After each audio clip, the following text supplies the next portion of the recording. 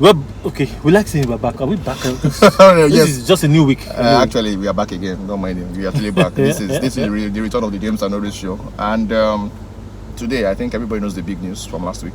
Davido is back. But before we get into all of that, there's also DJ Cuppy, right? Yes, we have DJ Cuppy. And we have her charity act. Exactly. Yes, and we have We the comedians at war. Not so funny anymore. In fact, maybe that's the first thing we talk about, comedians at war. Then we also have Falz Yakubu. and yes, Mr. Yakubu, the And viral featuring video Vector. from Falz and Vector. Yeah, Yes. but I think yes, and the we conversation around it. should, yeah, so of course we So you should said begin with the funny part of it. No, well, the non-funny part of it is the comedians at war. That's the funny part of it now. It's not funny. Comedians, it's not funny. It's not funny. It's not funny. It's not. So, just Ago granted, and it was on radio, right? Which of the Yes. stations again? I can't remember, but it was on radio. On radio Lagos. anyway. And then he was now asked about when they asked for his opinion for him to butt in on the whole basket mouth and AY conversation that's been going on. You know, I mean, maybe last 2 weeks now. About 2 weeks, yeah. And just to ask him, because a lot of these comedians or a lot of these, well, just comedians are actually common friends, or they used to be common friends, or they used to share the stage. At least they're all in the same field. Do you understand what I'm saying? So everybody probably would have met one other person at the same time and stuff, and They who all actually know each other. What's happening. So they asked him what his opinion on what is happening between AY and Basket Mouth, and what did he say? Of course, he tried to, play around or talk about the situation. At some point, He had to come in with his own with his personal yes. grievance. I mean, yes. No, well, I don't know. I don't think it's fair to call it the grievance, but he just said. Oh, but I you said know it. We're all being funny here. He also had or has, whether it's had or has, I don't know. One of them, person so currently, a small issue with AY, who he said had hijacked the dates that he normally does a particular show. Apparently, back in the day, Julius Agu was the one comedian who used to do like a big comedy show around the Easter period. Exactly. And for the past few years, that person has been AY, and AY was aware that he was the one, and then AY went ahead to still take that period. I'm not, in my own view, this is my own view, because AY was bigger, it now looks like, he shifted Julius's own to kind of pretty much relegated Julius's show. And Julius was, of course, just said this as, I guess for me, just like last people in the same space, all of these small issues are always there, and Julius just had the chance to say, it's not like AY is the saint in the world. He also has done stuff that some of us too did not particularly like, and apparently he said he called AY about the whole date fixing thing, and AY hung up on him. So the show that we're talking about is Laugh for Christ's Sake. Okay. Laugh for Christ's Sake. That was the Julius. That was the Julius Agu, but I think AY's one is the AY Live. While it was on, so and then but you see, there's a way. I don't know the way he described it, that he called AY to talk about it, and AY hung up. And so we don't know. Sometimes we don't know the full story. Who knows what they've talked about? Because sometimes, if somebody's my friend, and if I can't just okay, you have put an event on a certain date. We also have to consider how long has AY been having his own event, that same what's it called, AY live show. How long had he been having it for before Julius called? Is it that he had done 1, 2, 3, and then Julius now calls him on the third one after he had put a date or started advertising the fourth one? Do you know what I'm saying? I see what you're saying. He had just put a date, fixed a date for the event for the first time, and then Julius decided to go ahead to call him. So a few things would have. Yeah, but whatever the case, James, the fact is the fact, which is nobody will be happy that this things happen, especially if you are no longer the king. And you know that this person who is coming is about to be king of the world. Oris, let's assume now that I am AY and I have done my proposal. I have spoken with sponsors, I have spoken with supporters, and in fact I've placed my TVCs and everything at different stations and different platforms, and the adverts and the promotion has started. And then you now call me to tell me that this is your event, we won't put on this today. What do you think I would do? James right here is being fairly diplomatic because end of the day, anybody who is doing a major event, James knows, by the way, because he does this kind of thing. He's the one who's doing a major event. He's not starting it today. I'm going to meet everybody. First things first, you are going to say, okay, like an AY, I said, as people would know if you ever attended the show, AY is not doing a show that is AY talking for 1 hour, 2 hours. AY is pretty much just like an MC. A lot of people are coming to talk, and he's probably ending it and beginning it, and maybe I'm showing us sometime in the middle. He's pretty much like a compare. That's what he does, you know. So it means AY has definitely spoken to people in the industry before he even thought about sponsors, adverts, whatever it is. Yeah. At that stage, you know that there's somebody else who does shows at Easter. I'm not saying he shouldn't have done it, but I'm just saying that there's no need to act like AY was being clueless or innocent when he did it. It's not true. He must have known. And of course, he figured that this is like a valuable date. And as everybody knows, people do a lot of cultural art stuff during the holidays. And Easter is like the first major one every year. I'm going to ask again, of course. And that's why. So the guy knew. Do you also know that Julius wasn't having the event only in Lagos? There's Laugh for Christ's sake in Uyo, Port Harcourt, different places. It's the same way they say everywhere nowadays. So you think that other people didn't have their own concerts or their own comedy shows or events? No, now this James is a scam artist though, because end of the day, these two people are both Lagos boys. They both get their chunk of their money from Lagos and maybe a little bit Abuja. But Lagos is where the market is. If you are doing the same show, you are in the same field, and both of you are kind of like popular, there is no doubt that somebody's audience is getting split. There is someone who's going to receive, in fact, both people are probably going to receive less than they normally would, but someone is going to suffer it a lot more. So like I said, AY was the new kid becoming popular. It's like doing a show today. If Alibaba, because he has goodwill, if Alibaba today he does his January 1st, I think he does his New Year shows that he does, and Bovi goes to fix a show on November 1, on January 1, I can assure you that that's going to be an issue. Because before he's doing it, he knows Alibaba exists. He knows Alibaba has these shows. But of course, he can go ahead to do it. But you know that by doing this thing, there's going to be some kind of tension between you and this guy, and you don't mind. That's why it happens. It will depend on where Bovi will have his own events, isn't it? Alibaba has paid, or I heard. You guys should help me. I'm going to shoot this boy very Wait. I'm just trying to break it down. There's nothing to break down. We can attack it and talk about it from different angles. Alibaba went as far as paying for maybe 5 or 10 episodes or years of getting that particular venue for his event every year. So he covered like 10 years or maybe 5 years or something to make sure that nobody takes that date off him, Eco Hotel. Now, if you want to have your own event on that January 1st, you know that you have to go and take another venue entirely, which might not be at par to Eco Hotel. So now my question really is, do you think it's AY's fault that Julius Agu's Laugh for Christ's sake died or ended? I am telling you that it doesn't matter, because the fact of the matter still remains that it never needed to be found out whether one's going to affect the other one if the other person just chosen a different date. That is it. Quick news. That is it. Black Bones was meant, I don't know if he eventually did or I did not check. And you see, that's the problem. That's the continue. He was meant to release this song. The same Davido on that, they had scheduled everything. And as you could David see, now, boom. Yes, and as you could see, Black Bones made it clear online that he wasn't happy with the fact that Davido was released the album on the same day. Because that's how it is. Davido is releasing an album for the next today as we are speaking. He's still on the top 10 trends on Twitter. Davido is releasing an album. There is nobody else that you will see. Everybody will just be hidden. Of course, only maybe if Burna Boy or Wizkid. By the way, the same day, Jada, Wizkid's baby mama and manager, put up something on her Twitter. Exactly. Then there was a big thing because people who are the video fans are like, but you should have calmed down today now, you know. Your guys won't, I think Wizkid was one hailing David. That's kind of what we should say instead of you going to like advertise your boyfriend and be your artist on the same your artist on the same day. It's just how it is. People say, you know what, if you are a footballer or you're a comedian and the video has whatever and there's space for maybe 2 different things, the same space, both of you are on the same level, there is no way now. Black Bones cannot compare to Davido. That's why it's like, man, the guy now, which kind of team it is? But of course you have to just suck it up.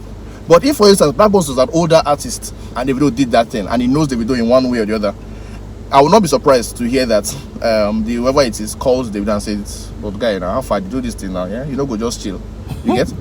Because that's how it is. So I'm not saying that this person is to be blamed. I'm just saying that they never needed to find out. But because of AY's bad behavior, they found out. And so of course, when you ask what's his name, just who has been harboring some kind of ill feelings towards about that whole thing, and he hears AY complaining about basketball, he's like, but guy, now you it's not like you are a better man either. Now you say don't do bad things. So okay, normal. Oris, let's leave the rest to guys. Tell us what exactly. you think about tell us what you think about that whole thing. Yes. Of course, there is the Cuppy thing. She recently announced that she is instituting a scholarship at Oxford University, which yes, and apparently for African $100,000. $100,000, yeah, it's so African. £100,000. Sorry. Yeah, so either African or Nigerian. I'm not sure who exactly is supposed to get it, but she's just finished her own program of masters at Oxford, and she's like, you know what? So that anybody else who is coming can have this amount of money. I'm not sure what it's for, or if it is cash or anything, or if it's split between semesters, or I don't know whether it's BSc, whether it's like master. I have no idea.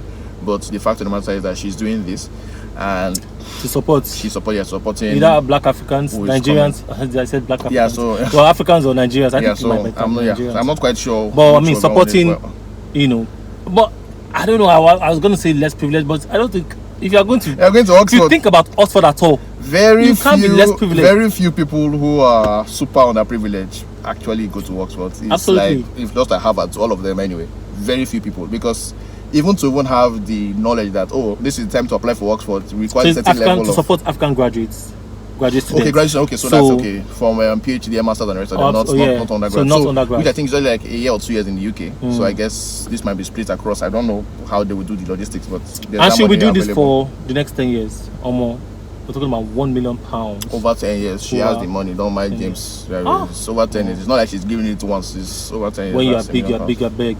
Moving on to the bigger stories. Falz. Mr. Yakubu, and fraudster. Featuring Vector.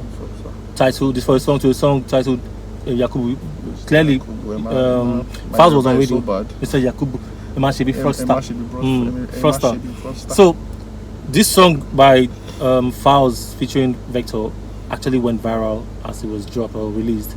Especially with the visuals. Just like yesterday, I think I checked the top 10 videos. It was number 1 actually on YouTube. Because it was also much talked about, and the visuals was very explicit. It was very clear. You cannot. This is not sub. It is. Exactly what he's talking about. It aimed right at the INEC chairman, straight on the forehead, called his name, and they made this record. And we're talking about two fearless artists as far as I'm concerned. Vector is another fearless artist, rapper who can say whatever he wants to say. In fact, Vector would make you think that he is still a general in the army. In fact, no, not even in the army. He calls himself a barracks boy, but Vector's dad used to be a police officer. So, but the way Vector carries it is as if Vector, his dad is a general who is sitting in power right now, and I mean, he's a bold and very happy barracks boy. He says it boldly, and he also shows it with his music and the boldness that he expresses or assumes when he talks or addresses any issue. So, guys, this is back to Falz, whose dad is a whole son, Femi Falana, who used to be Fela's lawyer, who is still a very, very vocal human rights activist, and one who, I mean, I don't know, he's fearless. I just think that like father, like son. That's when I look at Femi Falana and Falz himself. It's like father, like son. Falz has been very vocal politically. Vocal both in his music, in his lifestyle, protests. He's out there during the NSAS era, even before that one, even after that one. He was very, very visible during the last election. He was very, very vocal on social media and everywhere that you can, mention. And just right after the tail of the last election, Falz releases this song, collaborating with Vector, titled Yakubu. Mr. Yakubu. How else can you say? Tell me you're talking about me without saying it is me. Well, he says it's you. It's the name. There you go. He titled the song after the man. Tell me, what do you think? I think that, as always, Falz, I've never, to be honest, in the past, I've never really agreed, or I guess fucked with some of Falz's decision making when it comes to activism per se. I admired what he was doing, but I didn't think that the level of artistry was like the level it should be at. So I'm speaking specifically because I wrote something about it back in the day. This is when he did 2016. Anyway, when he did the adaptation of the Childish Gambino song and video, This is America, where he did This is Nigeria. I thought that the video, was a little bit mediocre. There's certain things that he could have fixed, he could have done better that I don't think they did better at the time. And I wrote about it, and I know there was a big wall at that time because people were like, anyway, whatever. So that's the thing. But I feel like over time, I have warmed up to Falz's activism, you know. And for this one, because I personally am very pissed about how the elections went. Very pissed because I couldn't believe that you had 4 years, 300 billion naira to do something, and all we heard were terrible excuses. This is apart from what might be or might not be obvious malfeasance, obvious corruption. But the incompetence of it, that is the displayed incompetence, just bothers me too much. And I was very happy that somebody had decided to like put that to a song. So on that level, I'm like, you know what? Thank you very much, Mr. Falz, because Mr. Falana, it's a very important thing to do. That, you know what? Record the fact that young people, through your song, it's very clear that, you know what, we are very displeased with how that election was conducted. Because again, we're in Nigeria. Sometimes these things happen, and then 1 second after, everybody has forgotten.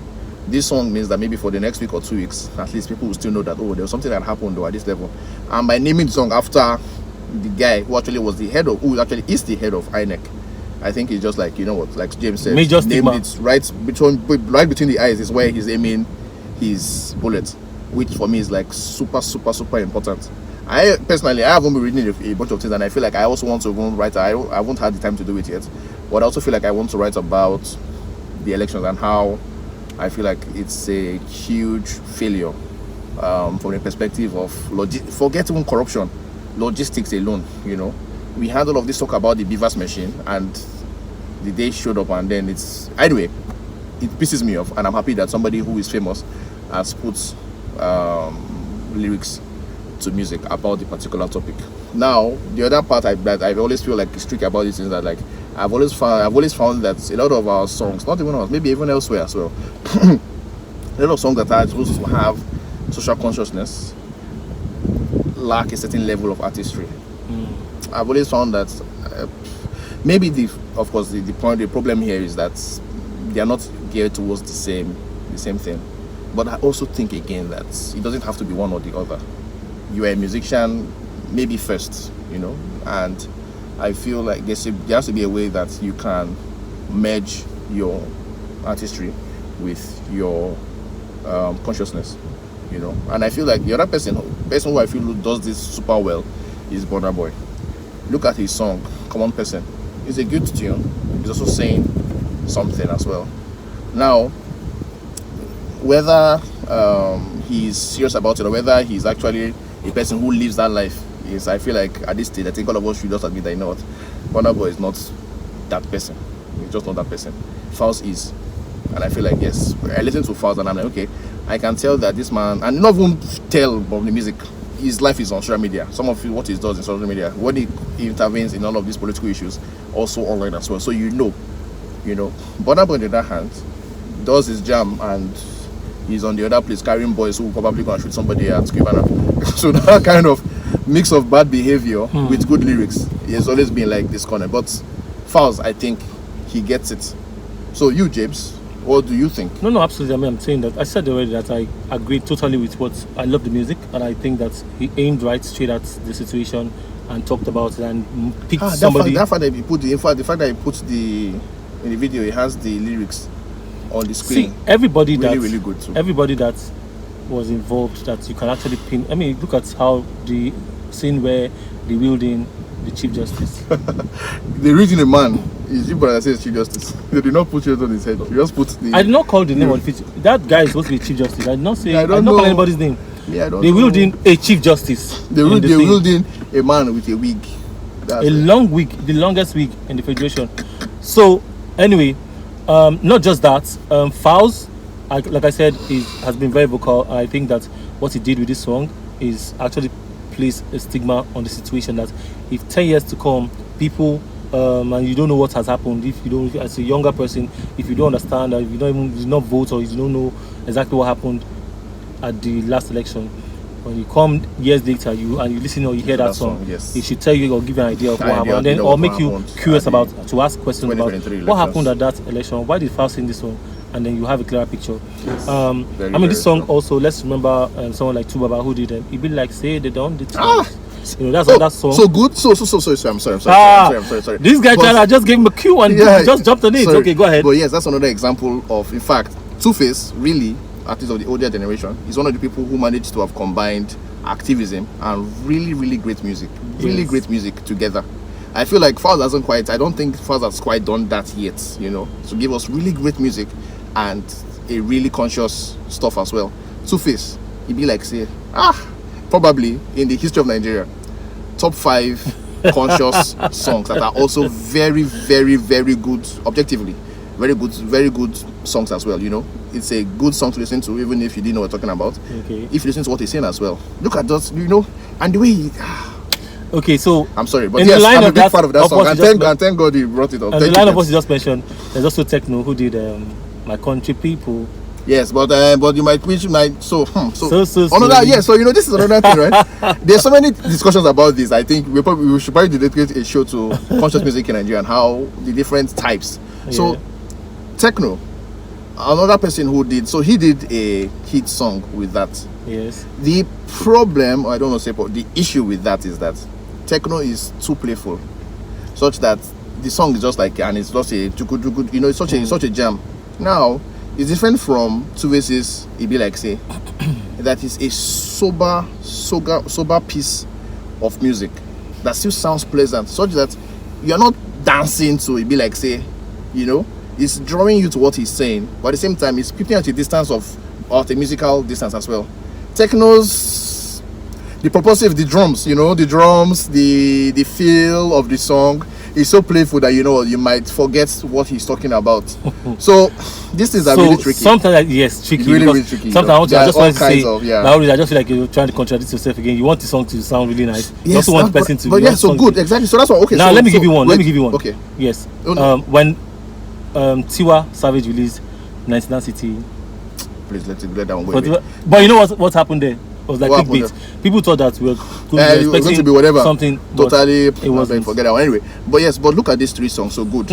Falz, Mr. Yakubu, too political, more political than musical. Techno, more musical than political, just because of the way, like I said, the way he structured the drums and everything, and the way it's a playful song as well. Two-Face, equally political, equally musical. So that's kind of like, in my own view, the balance the balance jam, the way you want this thing to be is kind of what Two-Face did. Everybody else is going to the other extreme, on this other extreme. Two-Face is like, what, here, this is it. So Burna Boy, of course, also is somebody who also belongs in that kind of, we can do both. The problem now is that Two-Face's public persona is more at par with what you want somebody like that to be like. Somebody who is conscious, how you probably, of course, minus the fact of his children and everything. But still, it looks like a stand-up citizen, He's not arrested for any crimes or anything. He's not in any kind of scandals of that kind of sort. So, Burna Boy, on the other hand, tricky. I'll give us one last one before we go. Sound Sultans and Mathematics.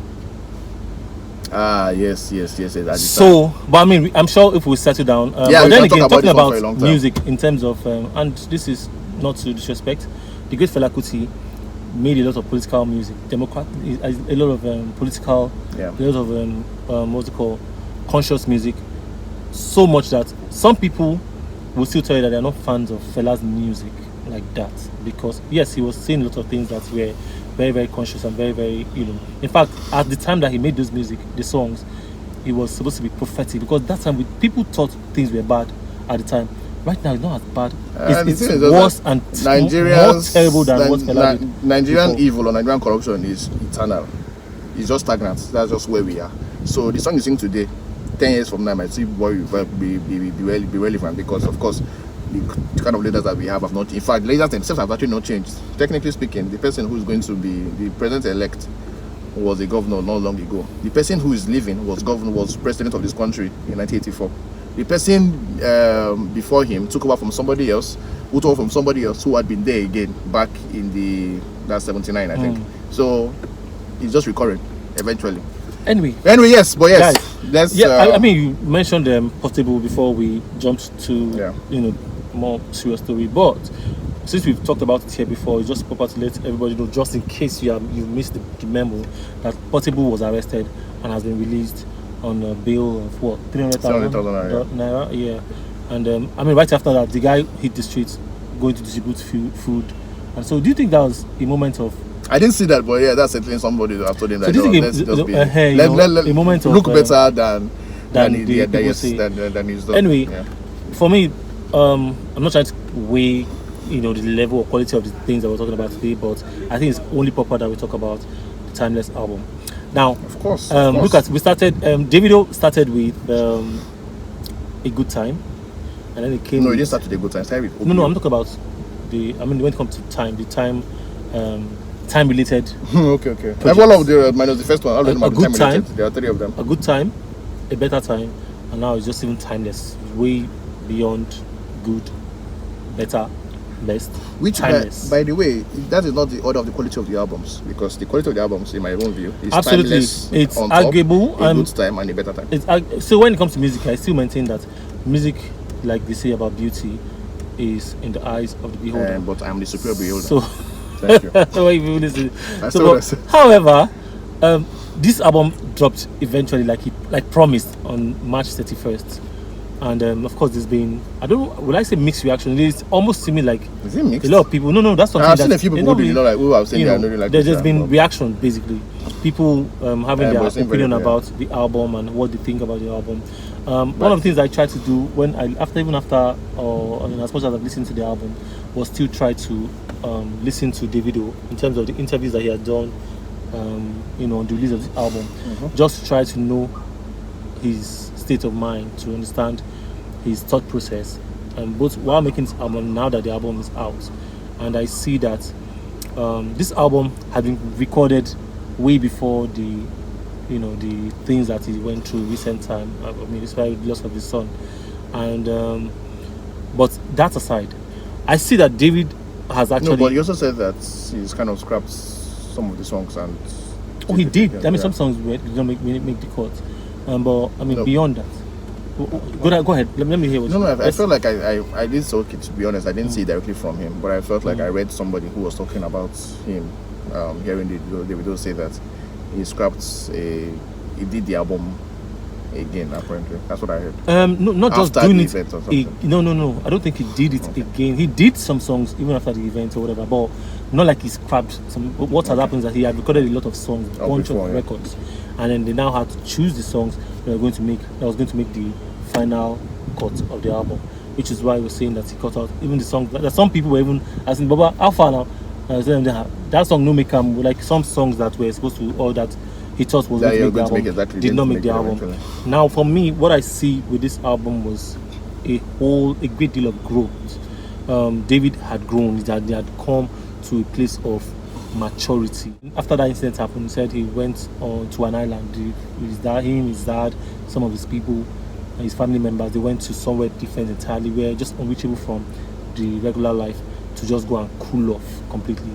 That from there, that was where he now started. That he couldn't even record per se, but he started reaching out to different people, different producers, semi-record them, I cannot record, but when I'm out of this place, I'll be able to record back. Let him start feeling the music and stuff.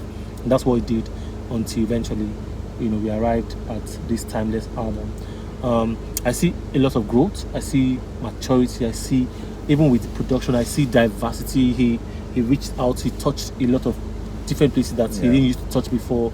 Even with the sound, look at the song he did with what's his name, Ashake. The song. Yes, the song he did with Caveman and Angelique Kidjo. The song he did with his new artist Fave. That's Moravi. And even Fave as well. And then what's the other guy's name? He even did one with Olori Logos. That's a new that's signing. that's a new signing. Yeah. Did one with Dub X. What's his name again? Is it Dub No, X? the name is John. Is Bob. Bob. Yeah, that's the song. That's the song. Yeah, that's the song. Daps. DX. Yeah, I can't remember. Yeah. Anyway, he has that one as well. I mean, a lot of beautiful records that, I mean, so listening to that song, so what usually hits me, if I listen to, I know the ones that, or how many times I had to repeat certain songs on that album, and that's that's how I actually end up knowing if an album is good, or not. When I have majority of the songs that I want to replay back to back. That's how I actually determine my own, what's it called, when I mark an album as good. Do you understand? Because I have so many songs on the album that I'm replaying. I just know, okay, this is an album that I want to play from start to finish. I think it was a good outing for Davido. I think it was something that was worth the wait. I think it was it shows where the guy's head is right now. And then there's also the part of nostalgia where he sort of brings back some of the what's it called? Lines Rhythm. back in Lines and rhythm. Do you understand? Like, I also saw. You said Davido at some point. Yes, the Davido one, and also the Big Ways. Thank you. What's that song again? This one? Or No. Big Ways. I don't wait for you, my child. Yeah. What's that song? That's the one with this guy. No, not the title of this one. The original old song. one. It's the one with. Is it the one with? It's the one with the Jamaican guy, Popcorn. Popcorn, yes. You know, and then he also touched, or I don't want to say sample, but it touched Juju by Ice Prince. Yeah, of course, yes. Yes. So those were the yeah. Nostalgic feeling that this album also gave.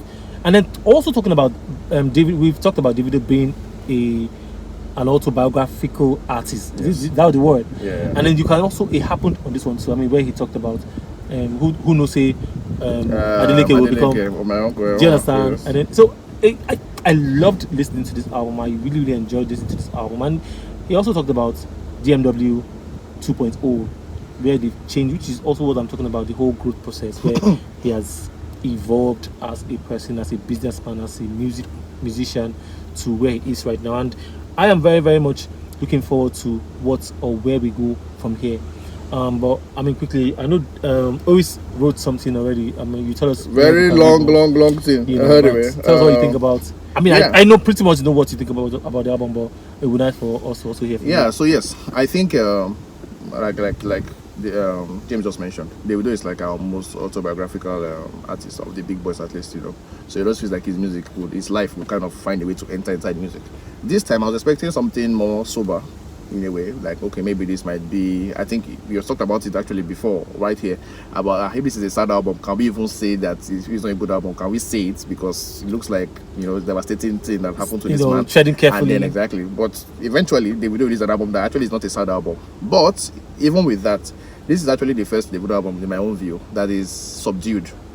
The banging hits are not banging, you know, unlike back in the day in those Damiduro, where he will do femme, you know, those very heavy drums, very noisy, you know, kind of vigorous songs. A lot of the songs here are not that vigorous, not that loud, you know, not that noisy. So you know that, okay, these are songs that can work both in a club, a minor key kind of thing. At the same time, if you're also at home and just chilling on your own or with your babe or whatever, or your wife, you can also listen to what he's done. And that's true for the entire length of the album, maybe minus the last song, which is like the focalistic song that came out, champion song that came out last year, 2 years ago, you get. But otherwise, the new songs for this album are really very mid-tempo kind of songs. Very, very, I feel like there's a maturity, he said, but for me, I'm like, is it a thing of getting older, or is it a thing of what happens to him? So it's like, you know what, that's melancholy. You're not addressing it directly, but the atmosphere around the album is just that, okay, this is not the regular Jim Davido. This is like a more subdued, a more relaxed, a more minor key Davido that we are getting across the length of the album. Of course, some of the songs, of course, stand out.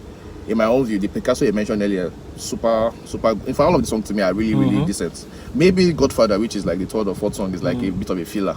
But otherwise, this is like a very solid album.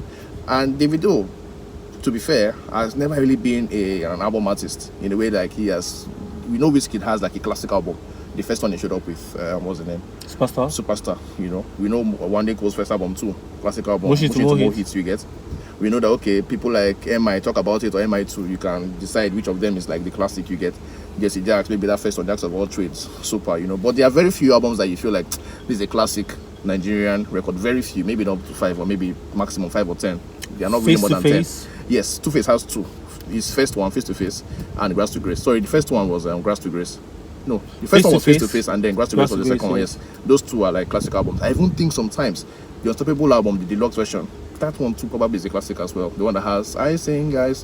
Oh, Unstoppable, especially the international version of it. That is the one. That's the only one. The first one is trash to me. It's the international version that's really, I think, a solid album. So anyway, in that list, so everybody has their own. Davido doesn't have a single. Can we just throw in Nice as well? Nice Gonga So. I don't think so. No. The second album. No. Was that second Gonga album? So, the one that had Switch Credibility. That has photocopy. Yes. Photocopy. Yeah. That was a classic. I feel like well, I don't know. We can have all those arguments, but Davido doesn't have an album in that list. Davido doesn't have a classic album. It doesn't just have, you know. And so, for me, the idea for this was not okay. In Davido's own list of projects, where will this rank? And in my own view, it ranks at the very top.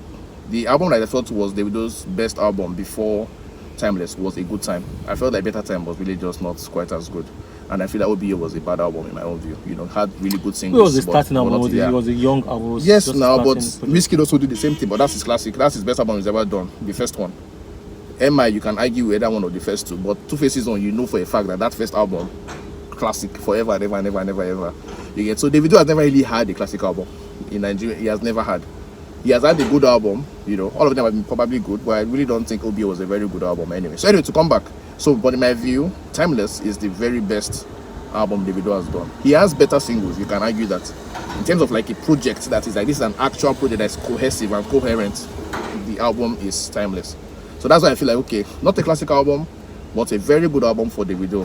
This is really the project I would say, you know. There's a small one called, it's an EP called Son of Mercy, which in my own view is the worst thing Davido has done. Even Davido doesn't like to talk about that particular project because it just wasn't, people didn't really fuck with it, and the albums itself it didn't pop at all, to be honest, you get.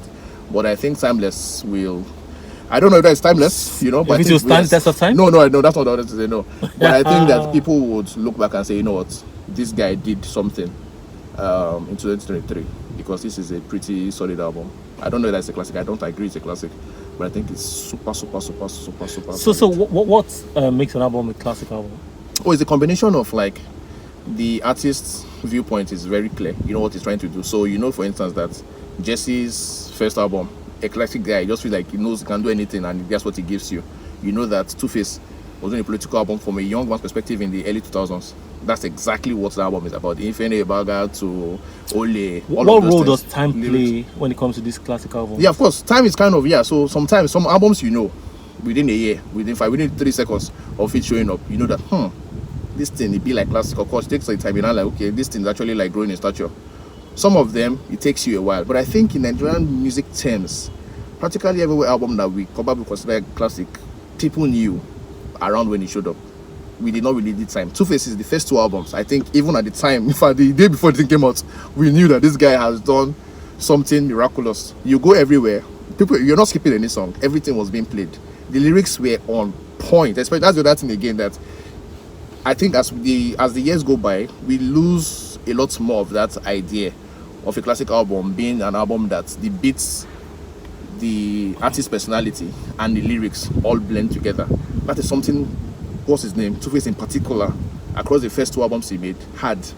You knew who this person was, you knew exactly what he was saying, because the lyrics were so clear, and the beats were like, at the time, not something we had heard previously. Does it have anything to do with commercial success? So no, it shouldn't have. But the problem is this, is that a lot of the time you need some kind of consensus to form around a thing, to say, okay, this person says it's classic, this person says it's classic, this person says it's like this. Nowadays we no longer have magazines or whatever that really weigh on this thing, so we can't say that. But you just know that a lot of people will probably need to say so. People need to hear it.